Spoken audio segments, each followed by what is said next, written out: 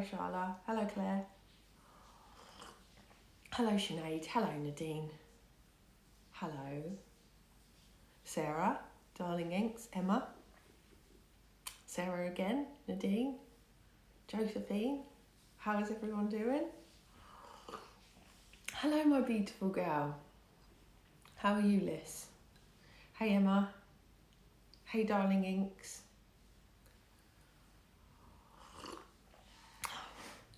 Thanks. So I'm on day 2. I successfully put on eyelashes 2 days in a row. I'm breaking an all-time record.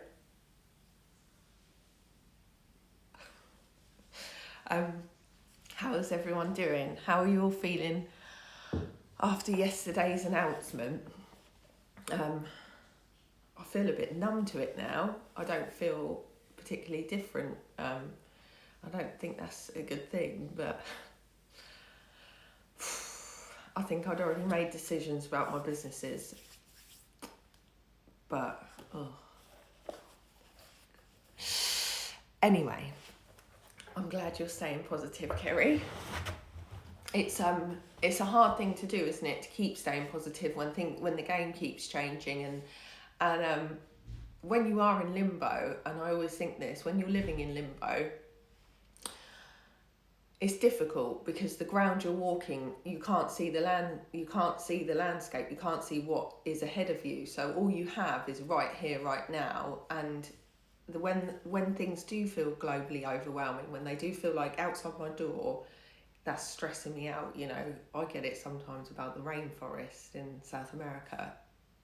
I get so stressed out. But if it's not something that I can control, I actually just switch off to it. So I did switch off the news quite a long time ago, and shamelessly admitting to you that I get updated because one of my girls, Mish, always will tell me what's going on. So I trust that if there's anything I need to know, somehow I'm going to find out what people are going to say.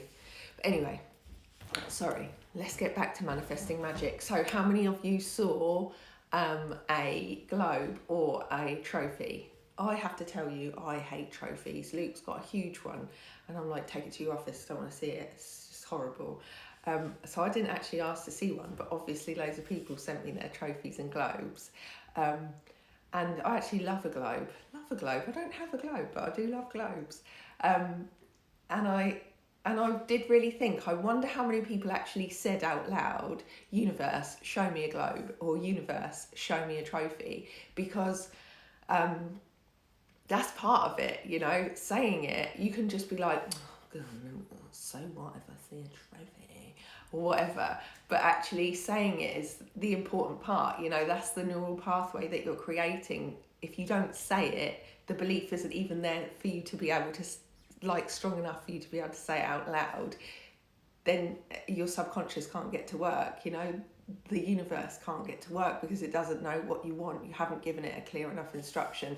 So for those of you that didn't see it and did say it out loud, don't say it again. Trust that it's coming to you now. Trust that you're going to see it. And this is another thing with when you're manifesting. When you want something really badly, say it is your dream home, ask the universe with very clear instructions about what you want from your dream home. I want it to have sash windows, I want it to have a door in the middle, you know, whatever it is you want, you ask for, but then you trust that that's coming. You can talk about it, you can say, oh my God, I'm so excited about my dream home, but don't keep asking the universe like you don't trust it, or that you're like this anxious girlfriend that's like, universe, just checking that you're gonna answer me. Are you going to send me this home or what? Like, just trust. You've asked, you've been brave enough to ask, now trust that it's coming, yeah? I'm just reading your comments. A Tinder match sent me a trophy emoji. Winner. Don't worry, trust that it's coming, okay? So, I'm going to talk about blocks. Now, the thing with blocks is that what we've all done in our lives is we've had an achievable amount of men, finance, success, friendships, whatever normalised for us by people that are not us. So we've normally had that normalised for us by our peers, by our parents. You know, what did they achieve? How much can I achieve?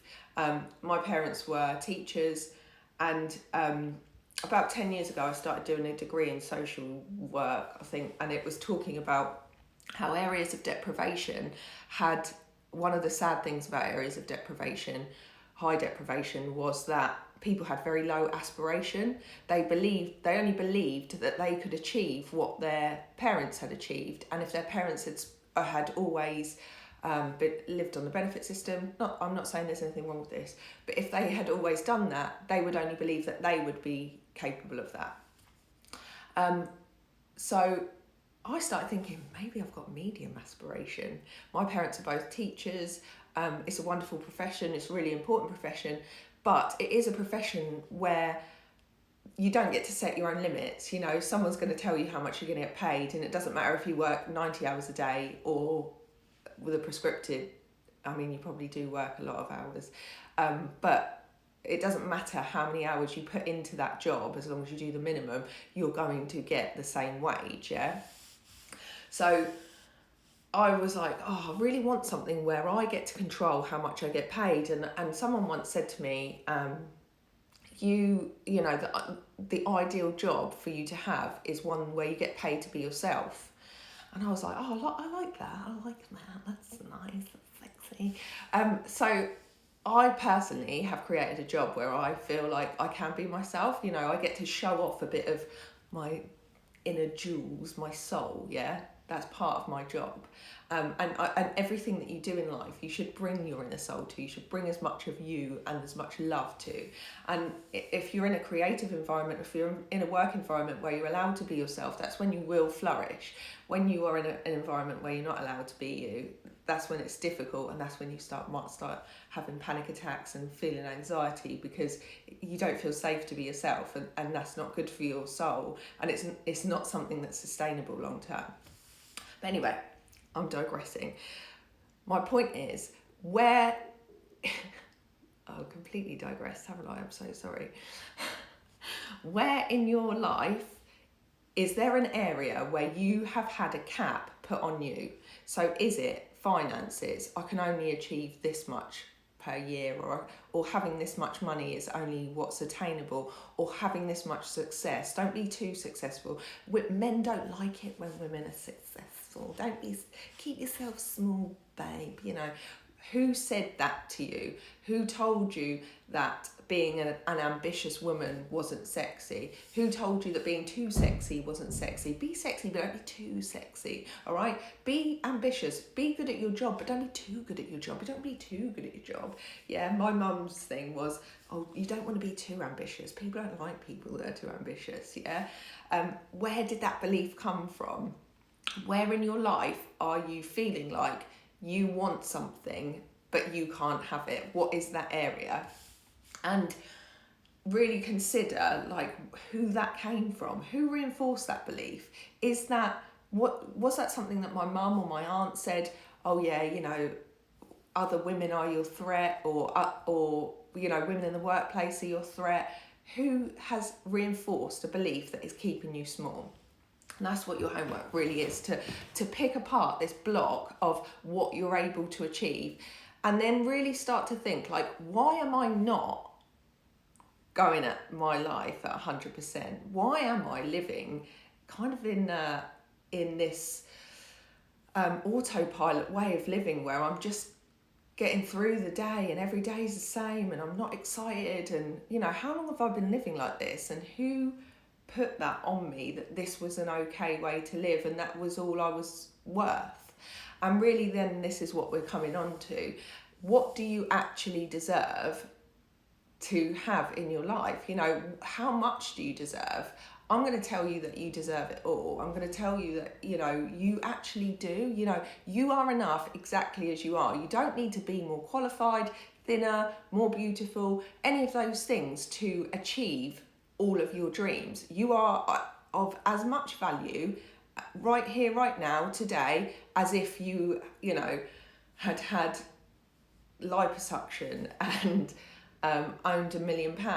Those people, yeah, that have everything that you think that you want, that you think that you need, all of those people still believe, you know, in their head, they still have a limit of what they want, and they still don't believe they're enough either. So how about we change the game, yeah? We understand that each human is as valuable as the next human. All of us have these jewels inside us that if we are brave enough to present to the world, if we are brave enough to say, do you know what, this is me, this is actually me. Ooh.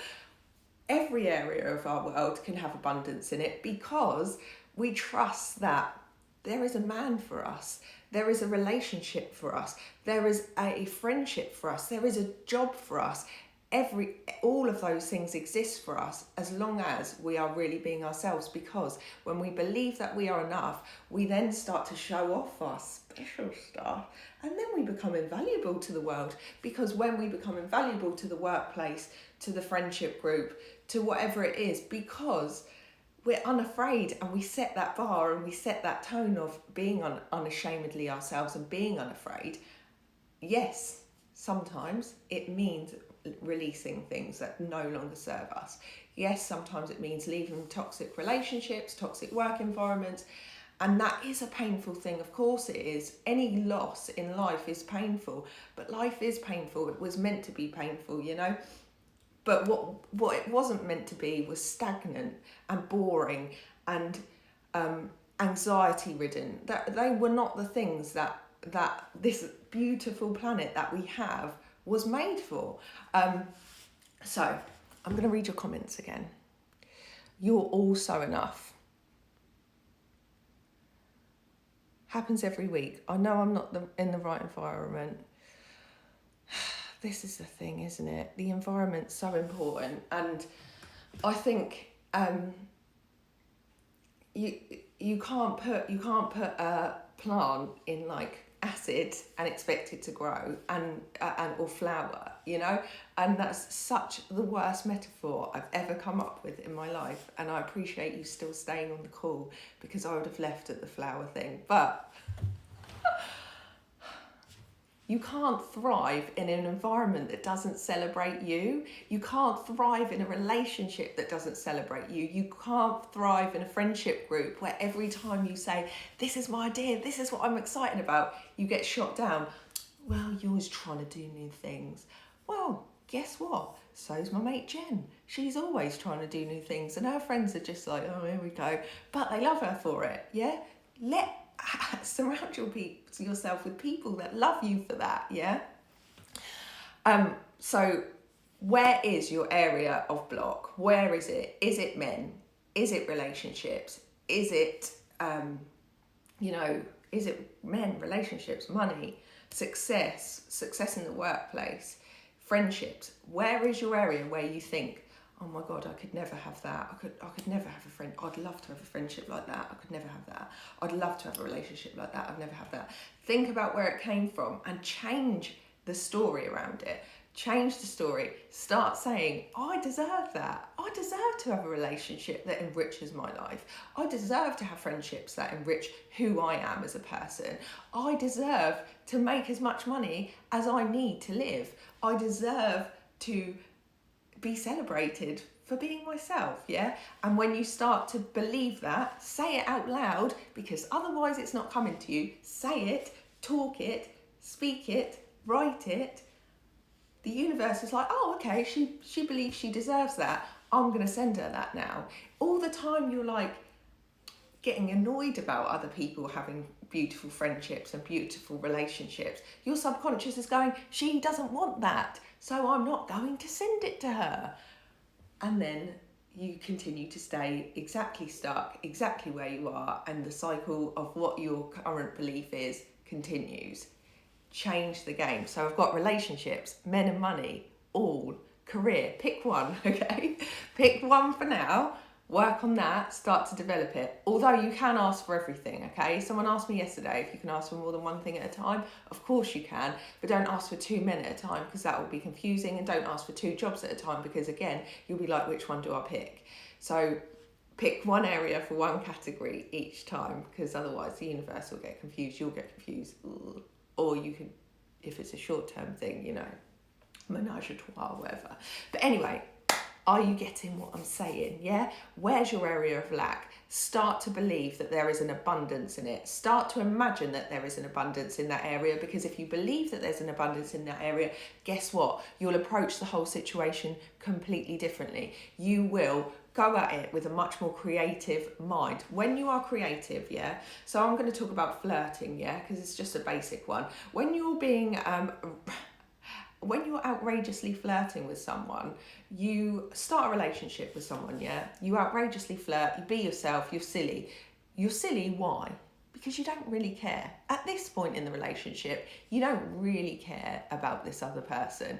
Yeah, you're just being silly and you're being yourself, because actually that's, you know, it doesn't matter. If he doesn't like you, he doesn't like you.